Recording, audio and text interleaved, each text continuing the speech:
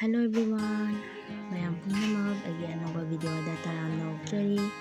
Mayam ngasigi video sidi akoy yumda lai thabak lay. Adugi video oidoini. Ado mayam pochai siga laire. Ado sumang sidi papana wai shituna loishalle. Ado ayuki breakfast ki di mamana cha lon khatleba ko changang cha kana loli. Ado mayam asigi banse netona purakpani yam haukhre. Ado mayam ngasi numitki soibinambidaba haiduna lai khuramgre machongna. Sida donjani khangna hairo sembiri laida katnabagi. Mayam sida suma laire fajadra yengu. Sida aine laigi lai pringling singarai laina fajadra yengu mayam. Adugane manakta apple amasu taramne yengu mayam. Ai khanglakta isini. Lai pring ani ling dunyaba.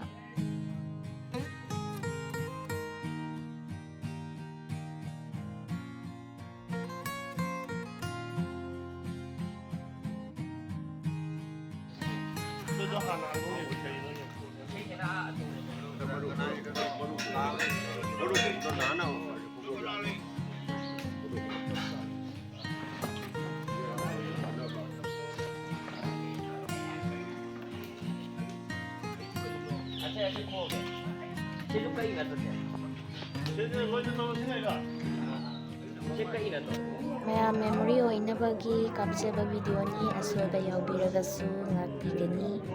Ado mayam aigi video se makhatana yengbiu.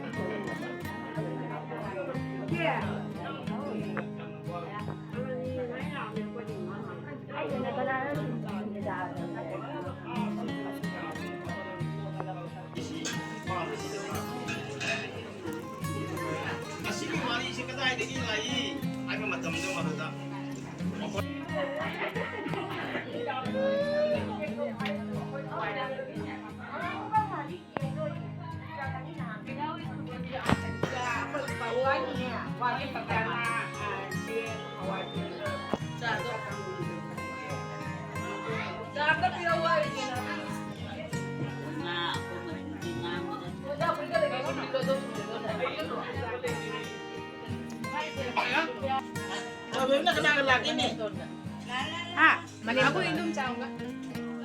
Ayah, kondisi jadi. Nasi lah. Kamu ada juta ya?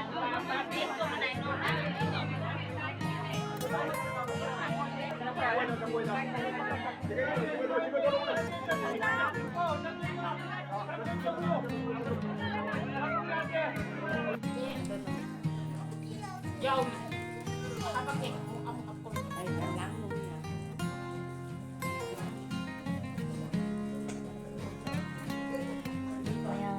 Video se matang solution lage mayam na nushibduna like comment tawbiramo. Thanks for watching.